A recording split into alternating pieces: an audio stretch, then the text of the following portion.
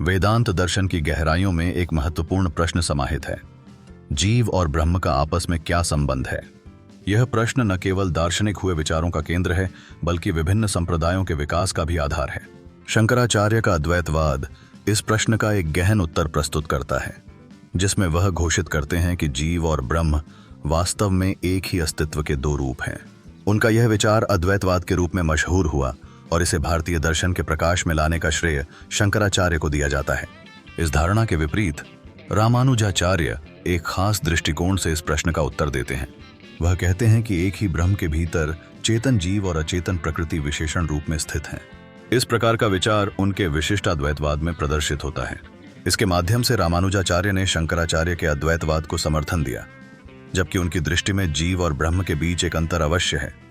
जबकि मध्वाचार्य का मानना है कि जीव और ब्रह्म दो अलग अलग सत्ता हैं, जिसका विचार द्वैतवाद के रूप में जाना जाता है।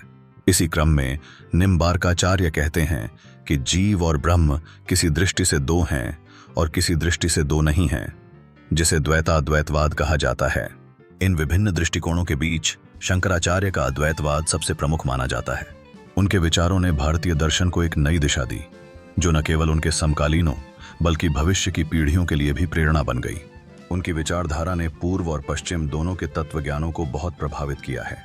ब्रैडले और स्पिनोजा जैसे पाश्चात्य दार्शनिकों के विचारों में शंकराचार्य के सिद्धांतों की छवि मिलती है। भारतीय विचारकों जैसे रविंद्रनाथ ठाकुर, डॉन मोमोकाइडे, राधा कृष्णन और स्वामी विवेकानंद ने भी उनके अद्वैत दर्शन से प्रेरणा प्राप्त की।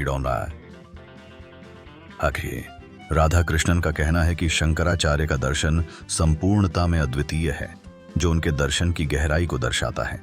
इस प्रकार शंकराचार्य ने भारतीय और वैश्विक दार्शनिकता पर एक अमिट छाप छोड़ी है।